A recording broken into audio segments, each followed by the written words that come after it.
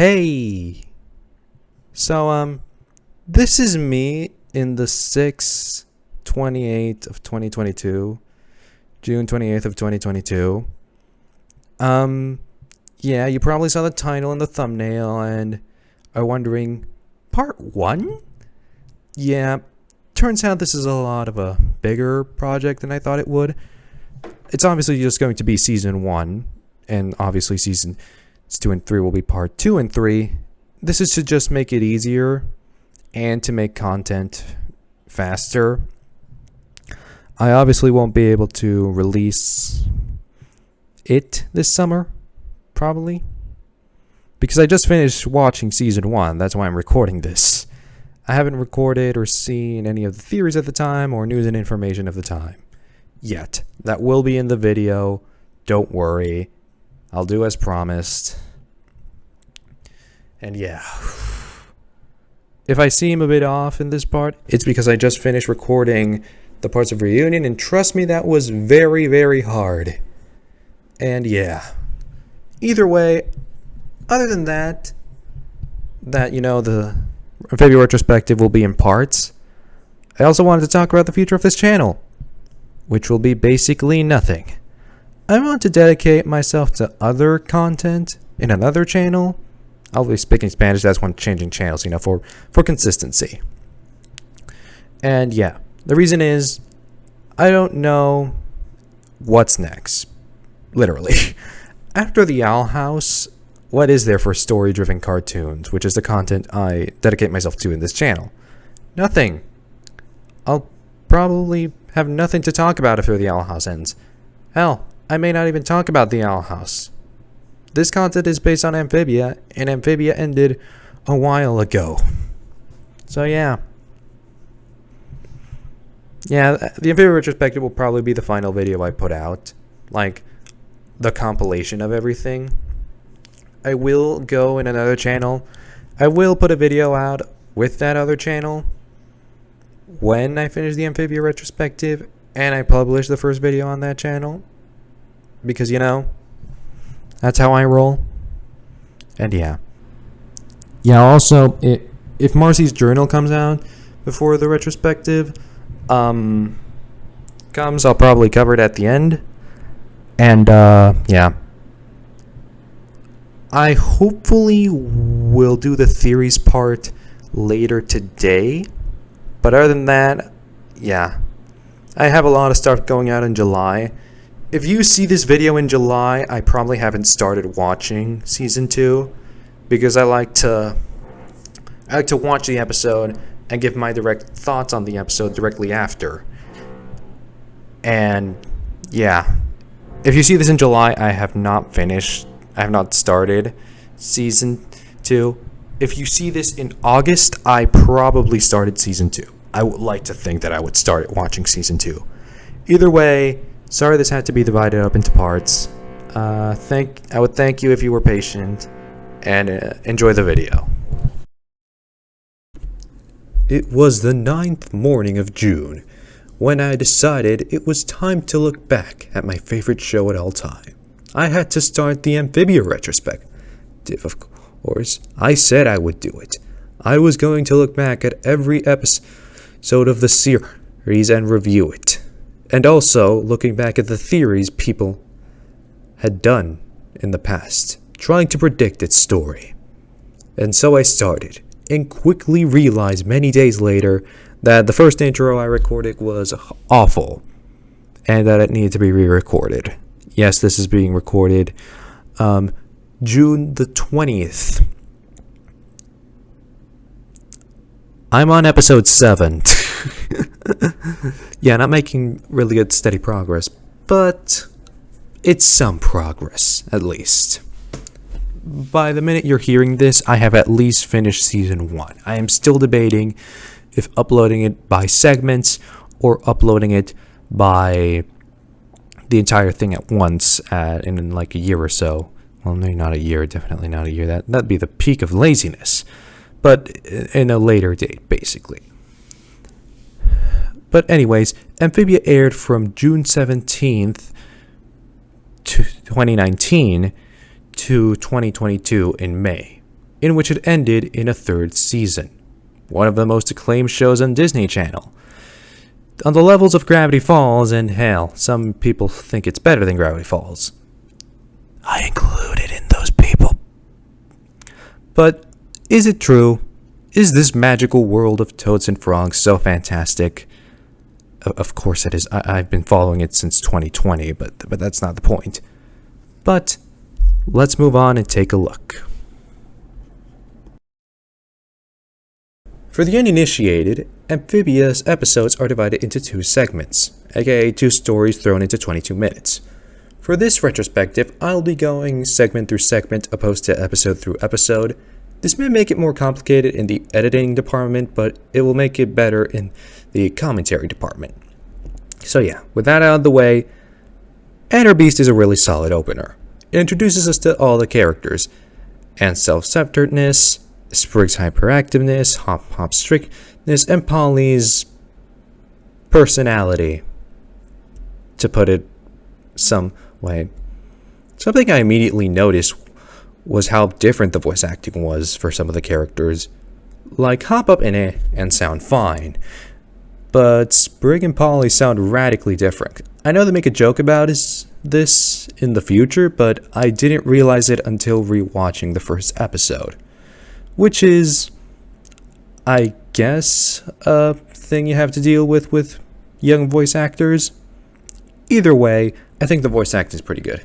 It can be a little weak at times, but I'm going to attribute that they don't have a grasp on the characters yet. Other than that, this is a pretty solid opener. I like this line from Toadie. Obscene! Best line of the episode. Give this man an Emmy.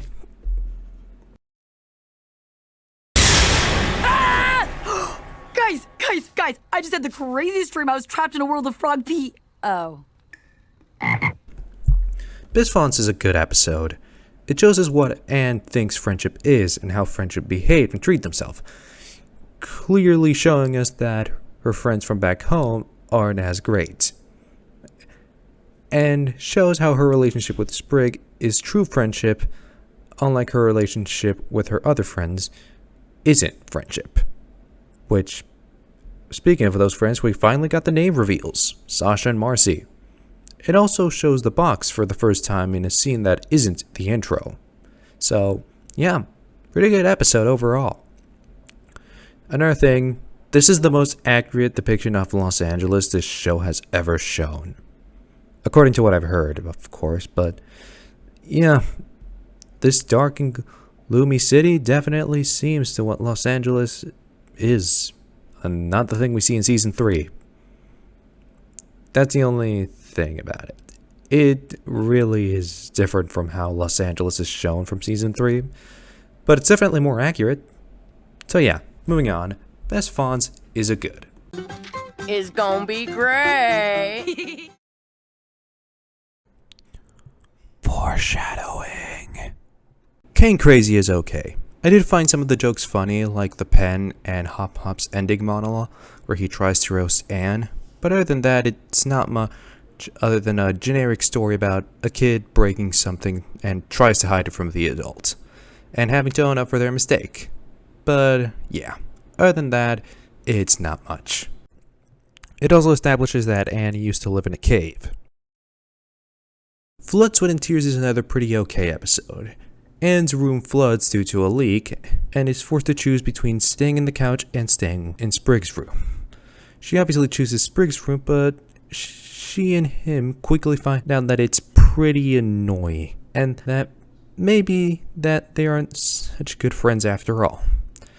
Then in the end, Hoppa tells them they're better friends now because they've been honest with themselves and said all the things that annoy them about each other.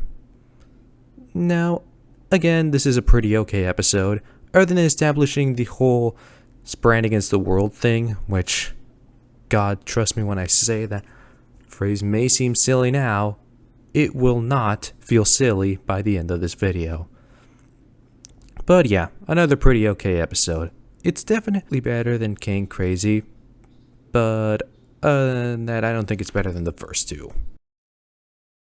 Hop Luck is another one I like a lot. This one involves Anne trying her best to get the planters to win a food contest, which they constantly lose every year, with the punishment being locked up in a cage and thrown shame nuggets. They go to extreme lengths, but in the end lose everything except the tomato.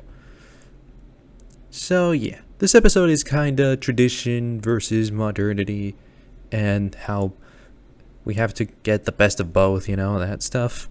But yeah, I generally enjoy the Anne and planter interactions. This is her giving her best foot in becoming a planter, because they've helped her so much. They give her a home, food, and now it's time for her to give them something.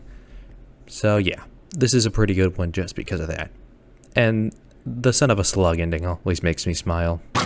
Son of a slug! I don't know what. It's one of the most memorable moments of season 1 in my opinion. Stakeout is definitely one of the more memorable episodes of season 1, without containing any lore, that is. It puts two characters, Anne and Hop Pop, who at this point have been at odds with each other at everything, and puts them to work together in order to catch a fake thief that Sprig made up in order for them to get along, since he believes that them fighting will destroy the family. Now, first off, I have to say that they repeated a joke that they did with Hop Pop, but with Sprig. The absolutely thing. They did that in Flood, Sweat, and Tears. I don't know if they realized that or if the episodes were really very far apart in time, but I don't know, just kinda felt weird to me how they would reuse a joke. But other than that, this episode is pretty good. I definitely enjoyed a lot in the segment where they get drugged with their drinks. It just becomes absurd anime at that point. The power-up joke was definitely my favorite of this episode. Pew, pew, pew. It must be immune to magic! Quick, grab those power-ups! Power-ups? Doesn't this house feel empty to you? Not especially. The Domino Effect is definitely one of the most remembered episodes from season 1, but I think that's because of the monster design and the fact that Domino 2 came back in season 3. But other than that, I don't know why I remember it so much.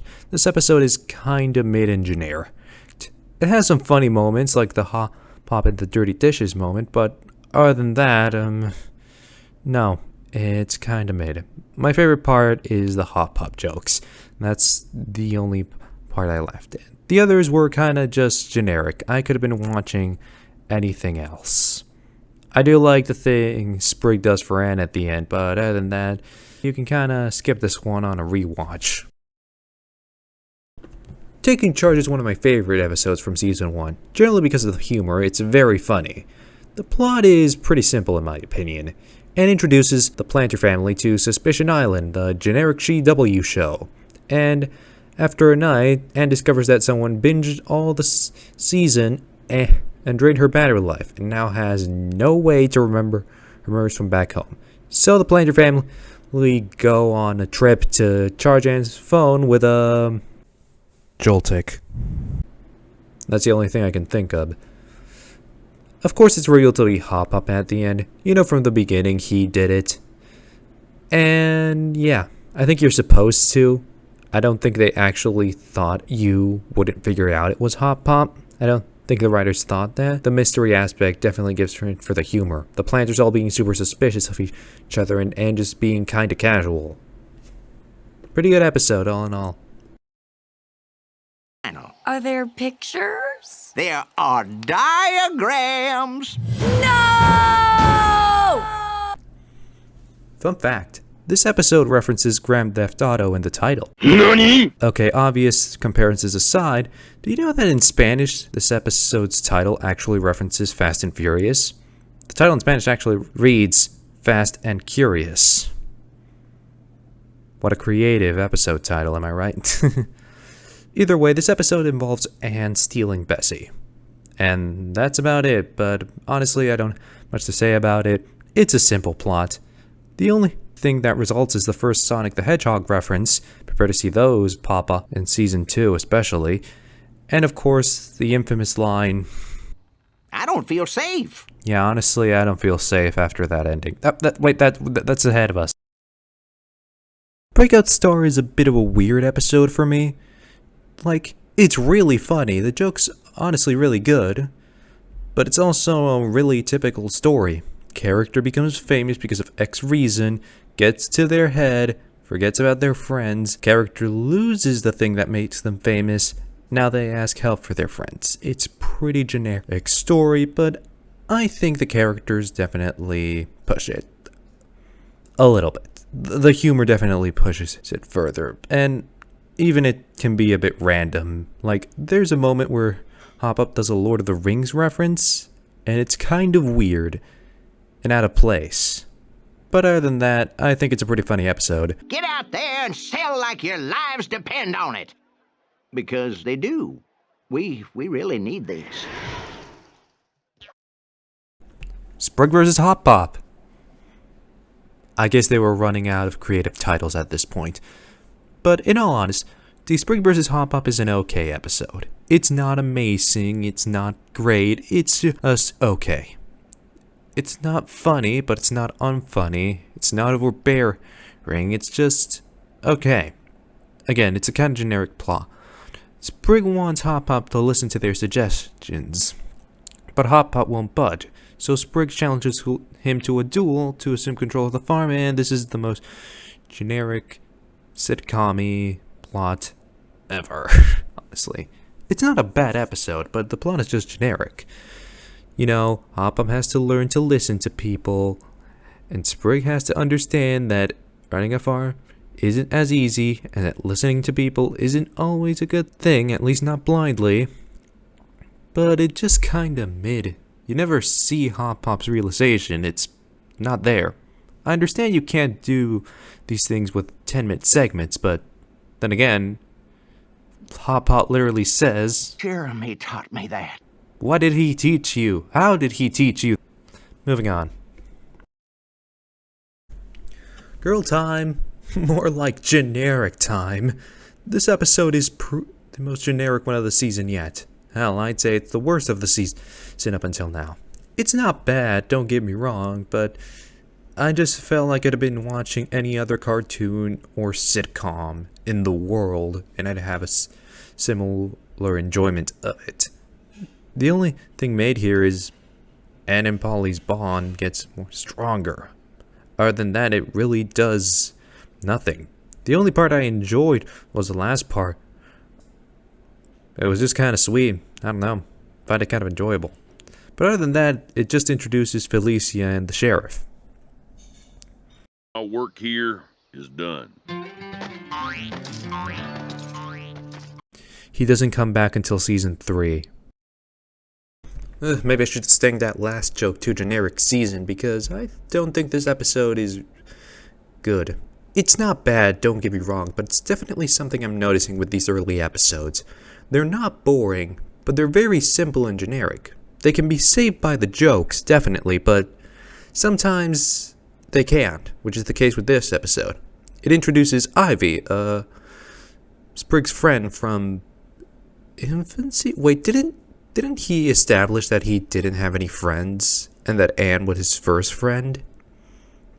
Well, then again, Bessie was different in the pilot. I finally remembered to mention this in this episode, by the way. I forgot it twice. I forgot to mention it in the pilot recording, which I'll probably have to re-record, honestly. It was kind of bad. And I'll probably forget it then, so I'm putting it in now. But another thing I forgot to tell is I remembered in the Bessie episode I was supposed to say it, but I forgot again. And I mentioned it here, where it has nothing to do with anything. What a concept. And this isn't the last different thing from the first episode. This one extended an entire season, but we'll get to that. Moving on with the episode, I think it's okay. Again, it's a generic plot where, Anne tries to convince Sprig that he's in love with Ivy. Sprig convinces himself that he may not get the opportunity again, realizes that he doesn't really like Ivy, fight a bird with her, watches some fireflies, and realizes he is in love with her. It's really weird, man. I don't know. This episode is just has me kind of feeling nothing, but I mean, I was never bored, but it's weird. Let's leave it at that. Other than that, nothing really to commentate about this episode. The love doves are sneaking off into the woods. You know what that means. Wait, what? You know what that means. Re-roll that clip for a second. The love doves are sneaking off into the woods. You know what that means. How old is Sprig?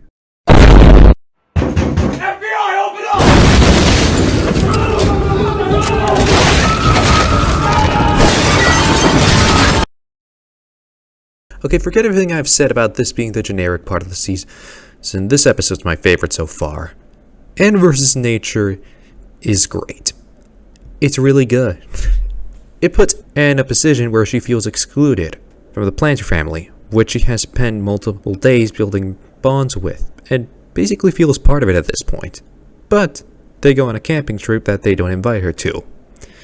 And she feels left out and sad, so she goes with them in order to be with them, to be happy and have fun.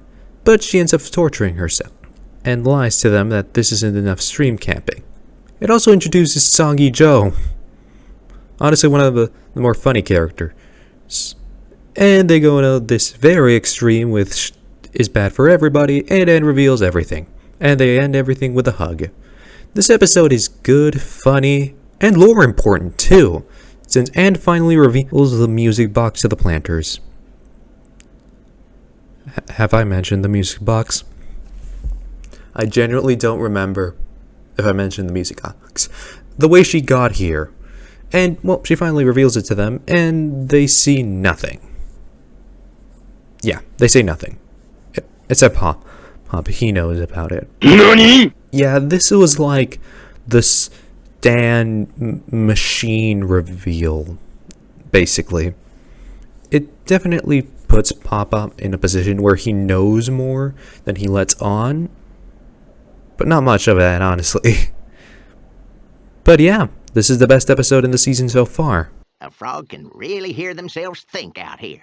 Did you leave the stove on? The front door unlocked? Will you die alone? Well, that was a mistake. Contagi Anne. Weird title, but good episode in general. In this episode, Anne lies to get a day off of work. Because of this, the plants work in the rain and get sick with a disease that they think will kill them. It turns out it wasn't a disease, it was a mushroom that made them turn red, which is the same symptom as the deadly disease. What are the chances?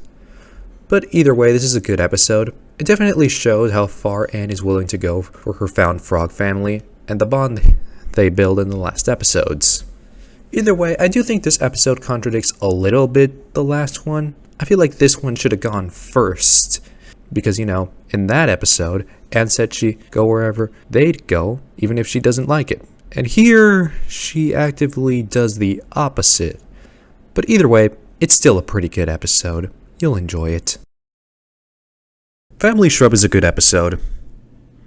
Yep, ironically, in an episode focused on the Planter family tree, I have nothing to say.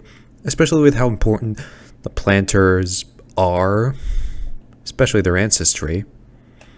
It's kind of weird it wasn't included here, but hey, at least it was okay. Yeah, I don't have anything to say about this one. What do you say, Loggle? Up for another adventure? Absolutely.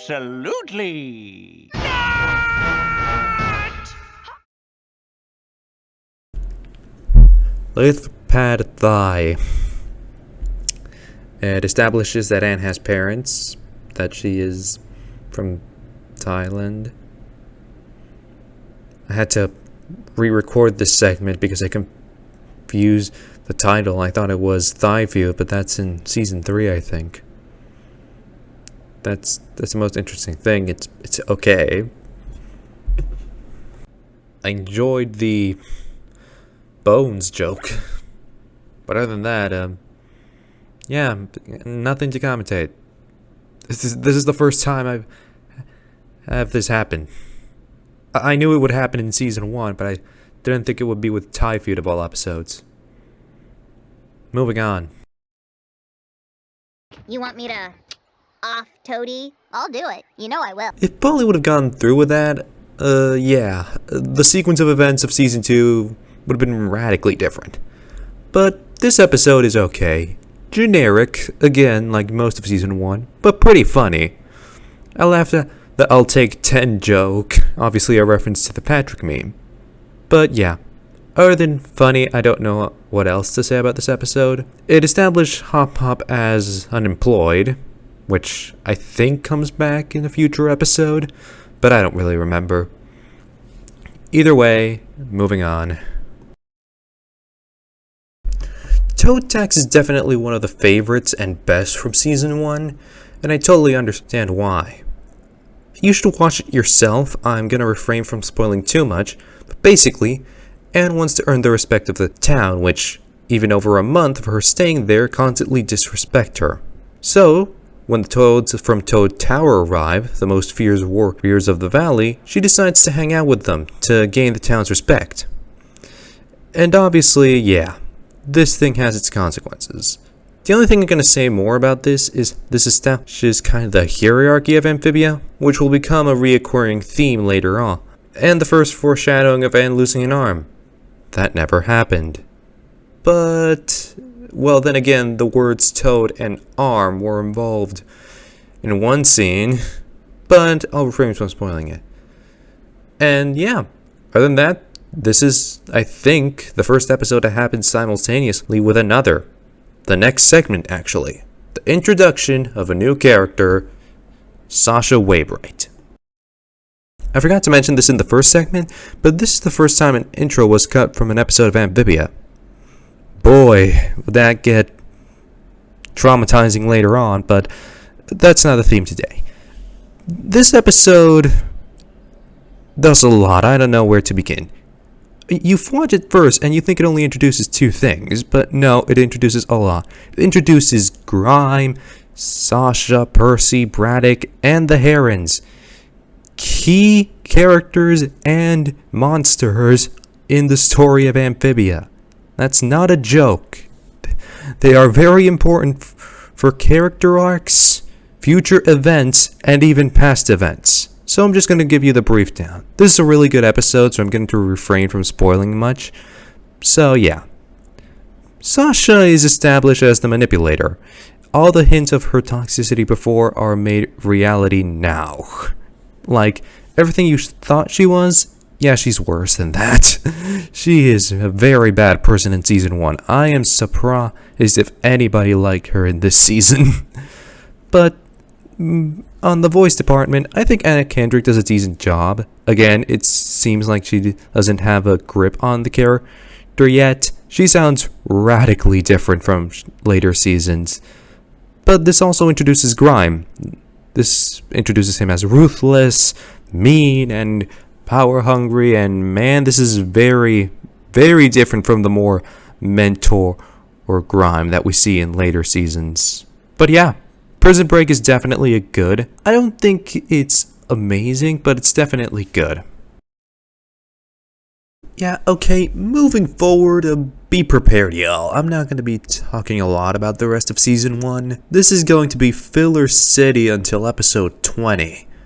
That's not an exaggeration. Other than a few things here and there isn't going to be much to talk about. Grubhub is funny.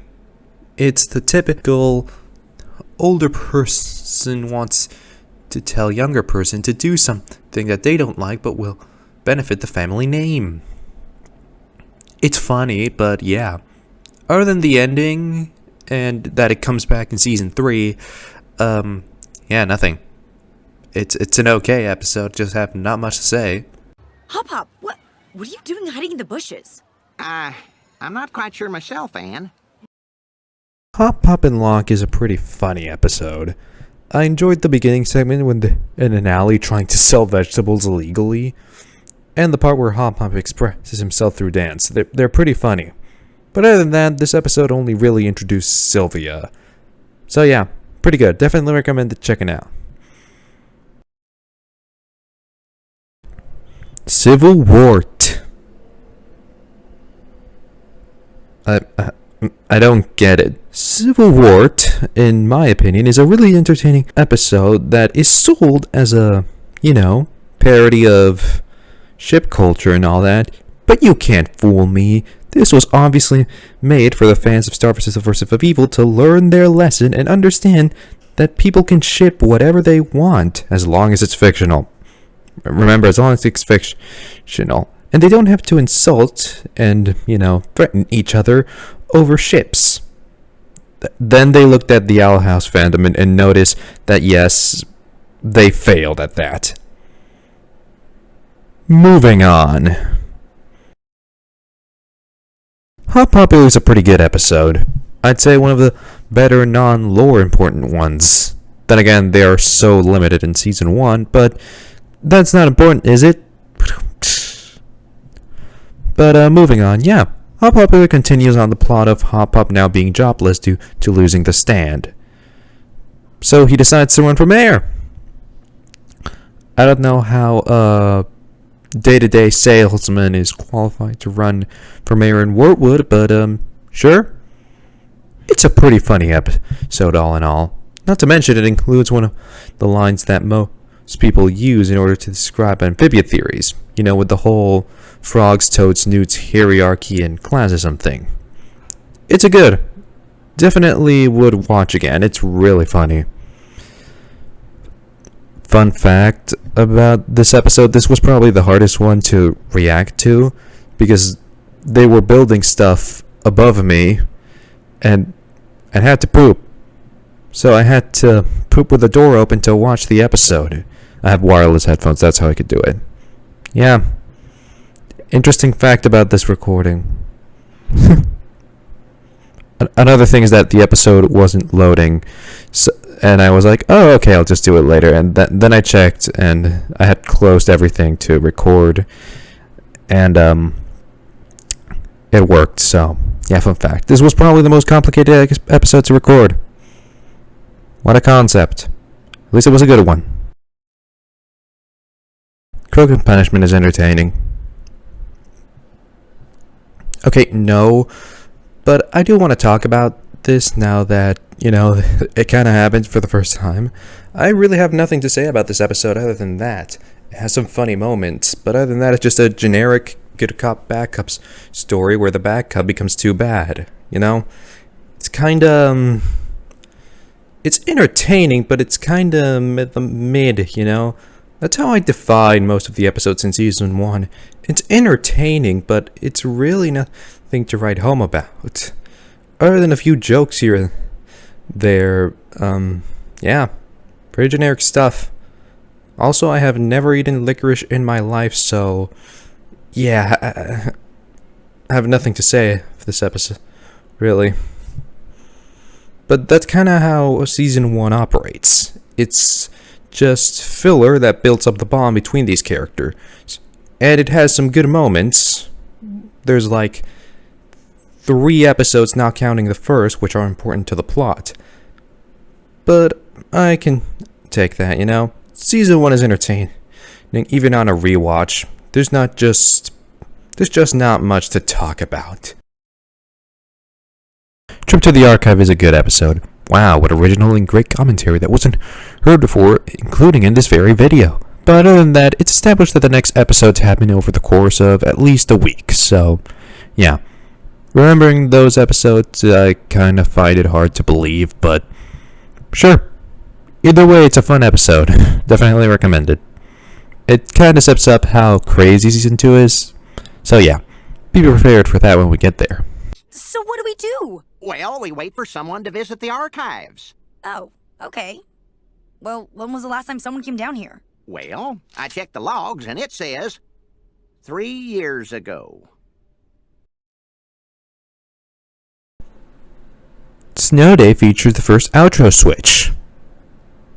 Like most things in this series, that would get very traumatizing going forward.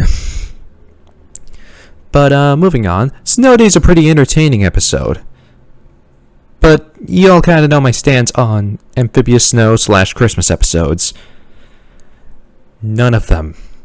Not one of them. There are 3 of them. None of them actually aired in December. Snow Day, I believe, aired in June, July. The Second Temple aired, I believe, in April, May. Literally, Froggy Little Christmas, literally an episode with the Christmas on the title, aired in November. It's so funny yet so irritating for me for no reason. I need help. Either way, good episode. Craig and Kroger is kind of boring. I actually kind of wanted to skip it because of it. If you look at Amphibia reviews, this is usually one of the lower ones in Season 1, and I kind of agree. Kind of simple.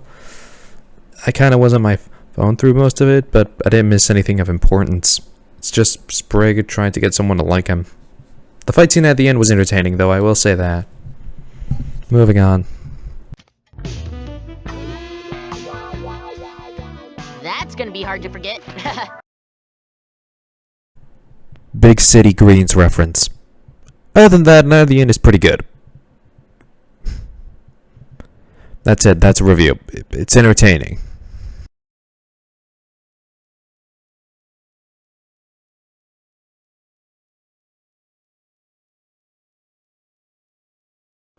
Wally and Dan is a good episode. The dynamic is pretty good and entertaining. Guys, I think he's running out of things to say. No, you think? I ran out of things to say by episode 11. Jesus. No, seriously. It's getting really hard to say new things. I don't know how people do this for Family Guy in The Simpsons, but kudos to them. They are more creative than me. Though this episode is pretty good, and I recommend check it out. It also introduces the Moss Man, a factor that, trust me, will become important once we reach Season 3 and one episode in Season 2, but trust me, it will be very important. Family fishing trip. Guess the creative department was running low on titles, but this is a pretty solid episode. It's funny, it's entertaining, and we even get to see some things we didn't get to see before, like Sprig in his polywog phase, and we even get to hear Ant spawn for the first time. Be reminded of this. This will come back in Season 3. Bizarre Bazaar.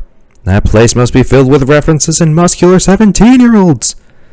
Either way, it's a good episode, and a very important one of the series at that.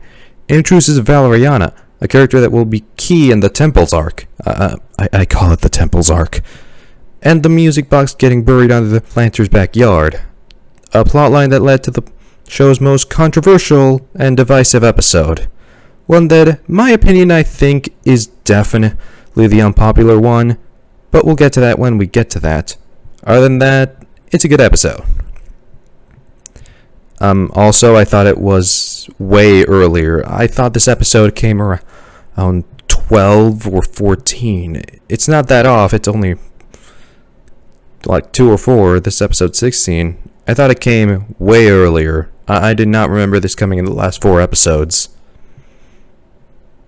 Also, I reacted to the next one before. I forgot which one it was. I reacted to Cursed before this one on accident. Either way, that's it. So in this episode, Benson accidentally eats the sandwich of death the incorrect way, which causes him to... Stop! No! Just stop it! Okay, no, but seriously, Anne just straight up looks like Mordecai. He looks like a character straight off a regular show. But Cursed is okay. It has some pretty cool animation at times, but it's okay. Other than that, it's a pretty generic episode. Though Barry reminds me of this one Radical Soda video. Team Plasma is inside. I'm totally a rough and tough investigator now.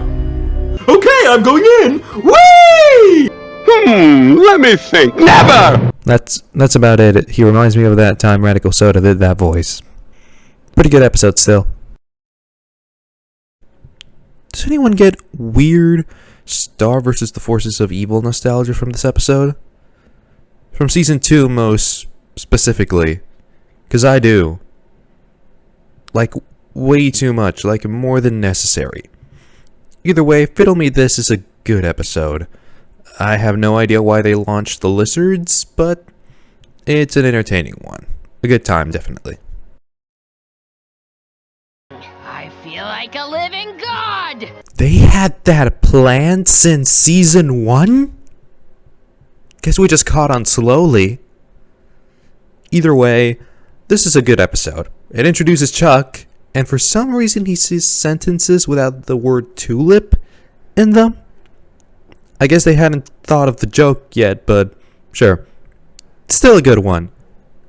I'm still mind blown that there was still foreshadowing as early as season 1 about the ending of Amphibia.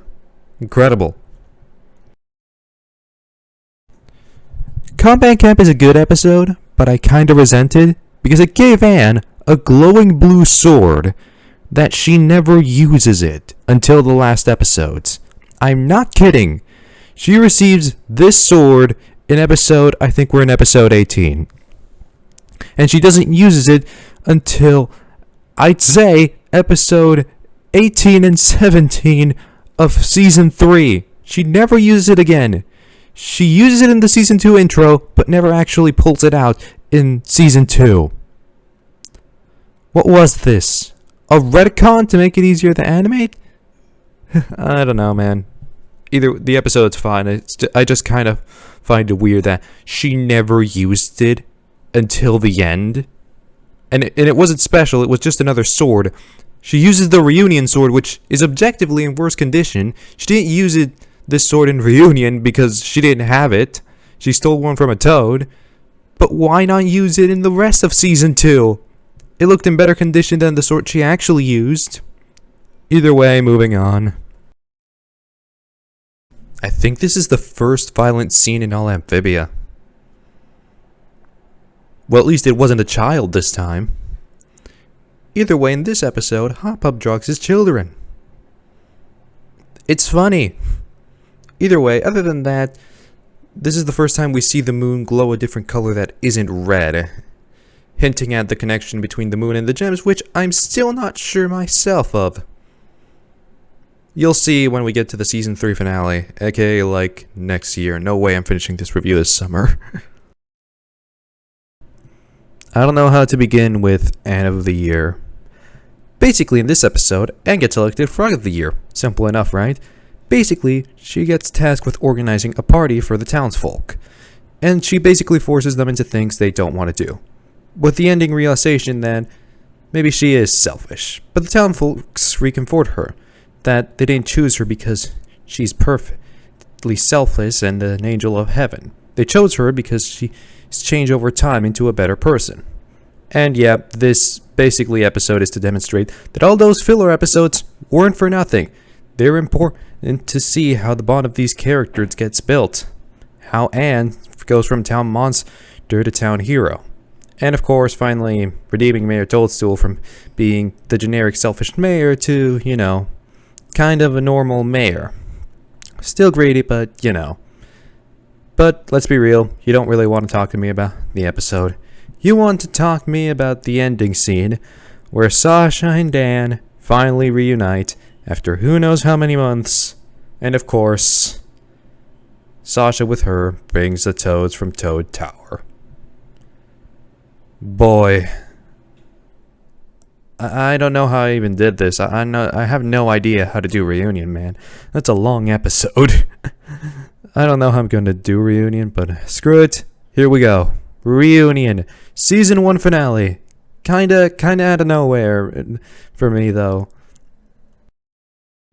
Dude, I can't talk about this episode. Reunion is too important. It changes a lot of things in the status quo. It changes a lot of things in character-wise. It introduces a bunch of themes that some come back, some others don't, and it's too confusing. I've tried recording this part of the retrospective for like 10 minutes, and I still don't know what to do. I still don't have a clear plan. I'm going to go through parts in this episode, because I think it's the best way. And it's probably how I'll do things in the important episodes of Season 2. And trust me, there will be a lot of those, man. There will be a lot of those. God, this is going to be hard. Either way, let's begin. Reunion. Oh my god, where should I begin? Okay, let's try and summarize the events of Reunion. The episode starts up with a flashback that reveals, yes, Sasha's the biggest piece of shit in the universe. I don't know how people liked her in Season 1. Don't get me wrong, she is my favorite, but I never liked her in Season 1. How can you like this character in Season 1? I understand Season 2 and 3, but I cannot understand why people liked her in Season 1. I'm not saying you can't, I'm saying I don't understand. Either way, moving on to the present day, yep. Sasha's introduced the planters, the frogs, and yep, she is immediately disgusted by them because she is a horrible person at this point in the series. Either way, moving on, the Toads invite them to a very obvious trap in Toad Tower. Yeah, I'm surprised Sprig was the only one to catch on to this. We also get revealed that the Toads are in fact submitted to a military life. Something that we already suspected from, Toad Tax and that. Well, suspected this episode was aired a week after Toad Tax? I'm going to talk about the bomb format later. You'll see. Either way, surprise, it was actually a trap. Sasha doesn't really care for the lives of the frogs, but Anne kinda does, and that kinda sets up the conflict of the episode. Either way, Anne tries to free the frogs, and yep, they get captured, but Wally steps up some boom shrooms. That will come in later. Either way, we get to the point, and Anne finally stands up to Sasha, because she won't let her hurt her friends that took her in, gave her shelter, and gave her food. Nah, girl, that ain't gonna fly. Either way, big anime battle and Roxas reference. There are a lot of these Roxas references with Sasha. Either way, moving on.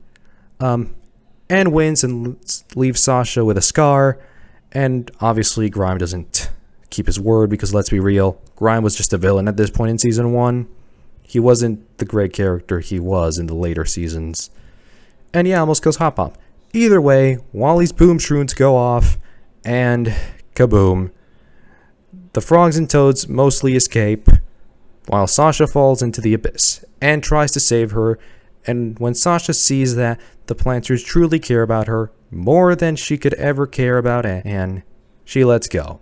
She realizes she's just a burden on Anne, and that she is a horrible friend, and that she, in her own words, is better off without her. The episode closes in, revealing that the planters and Anne will go out of the valley to find Marcy, find Sasha, and the way to get Anne home. And they leave us with the parting words, end of part 1. The credits show a bunch of flashbacks that we saw this season.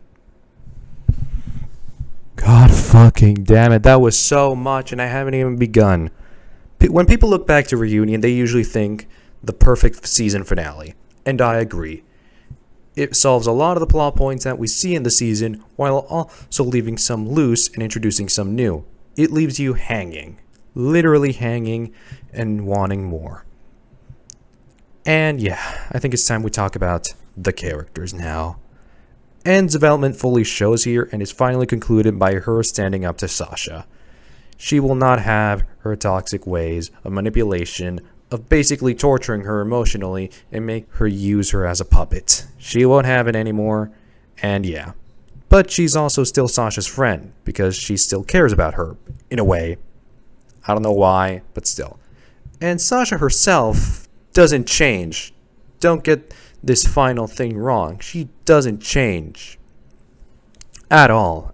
She does not change. She knows she was a bad friend, but she doesn't change. She's filled with guilt, but she kinda hides it over the fact she wants control over everything, and therefore, she can't be wrong. She's Sasha, the greatest, the one who gets all the praise and control. She can't be wrong. But deep down, she kinda has to realize that Anne is right. She was a bad friend, and yeah, their relationship will never be the same. Other than that, yeah, Spran against the world wins. Fuck you, shippers! Okay, kind of a mood breaker. I'm kidding. I'm kidding. Either way, this is the perfect ending to Season 1. There was no other way to show it. And yeah, it definitely shows. Other than that, I don't know what to say. It's a great ending. The one complaint I do have is the song chosen for when Sasha falls. I know Lean On Me is kind of a classic, and I'm not saying it's a bad song. I'm just saying this one sounds...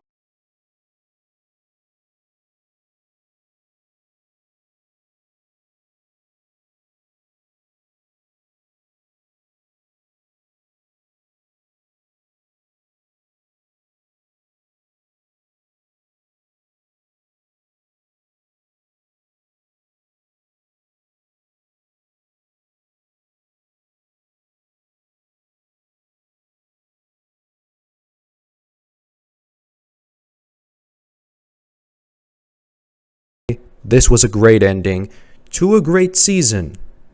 Well, maybe not great, but definitely a good one.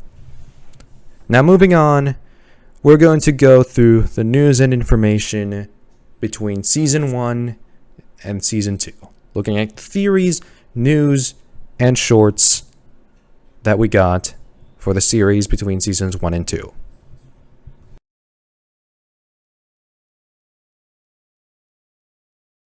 Okay, so Amphibia had like a lot of theories made about it. I'm not surprised. It's a story-driven cartoon by Disney, created by one of the people who worked on Gravity Falls. One of its most important episodes, actually, Weird Mageddon Part 2. I'm not certain about that, though. Correct me if I'm wrong. And it also came out of the heels of Star Versus, which came out a month prior after the ending of said show. Wait, Star Versus ended in 2019? And we knew of Amphibia since 2018. I thought Star Versus ended in 2018, and then they announced Amphibia, and then it aired in 2019. I have a weird perception of time. Also, that doesn't give me much hope for any future story-driven cartoons in the, Disney Channel. And, the treatment of the Owl House and Amphibia. We'll get to that minimally, but we'll get to that. But yeah, we know of Amphibia a year prior to Star's end, and we got it a month after Star ended. And currently, there is no announcement of any story-driven cartoon, and the Owl House has like 3 episodes left, and it will end between the end of this year and next year, and we still got nothing. Great. It's a good day and age to be a lore cartoon enthusiast. Either way, there are too many theories to look at. Like, most of them are from the box. Marcy. What about Marcy breaking a leg? I don't know about that one. I mean, that seems oddly specific. And, let's just go through them now, so I don't have to go through them later. First theory, Grime is the intro monster. Okay, so you probably know this if you're an Amphibia fan, but in every intro, literally including the cut intros, there is a mural behind the logo. You can barely see it and barely make it out, but there is. It's the 3 girls, Sasha, Ann, and Marcy, fighting a toad. And granted, Grime kinda seemed perfect. He was clearly a villain, he had a glass eye, and well, he just seemed the type of guy to take the power of the gems and become ruler of the world. He just seemed that type of guy. It was perfect for the role. That obviously didn't become true, and Grime became a good guy, and he's a lovable fall, and I love him. I love him. I'm glad he didn't die. Thank you.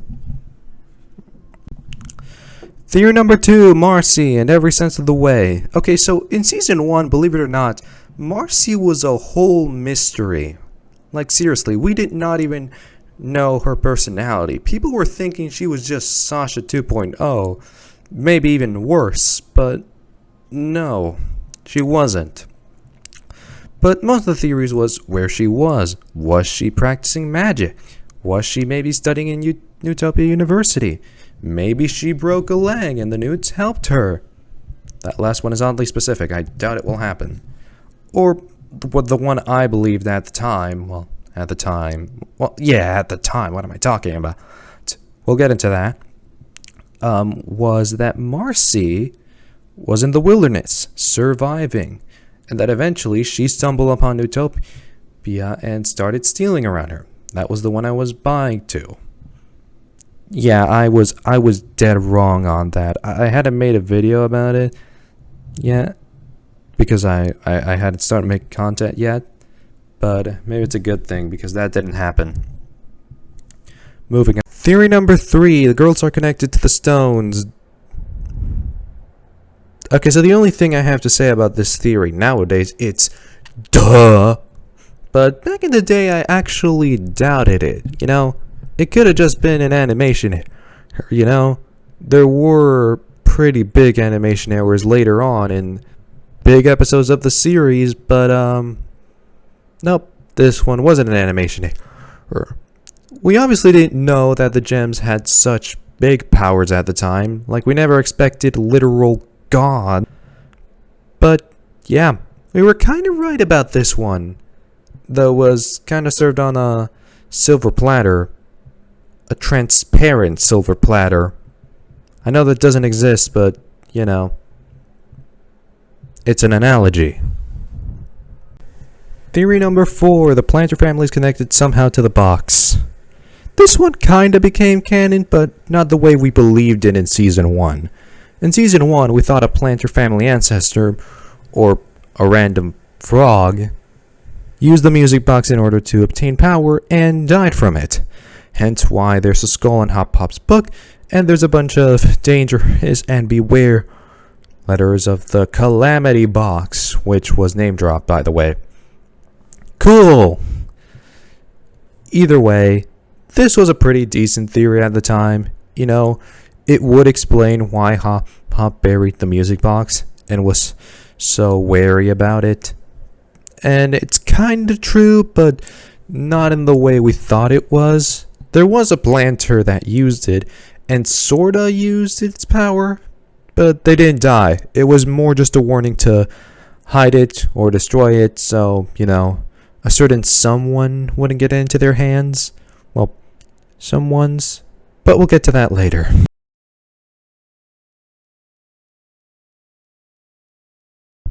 Amphibia Season 1 aired on a bomb format, aka episodes aired a day after the other.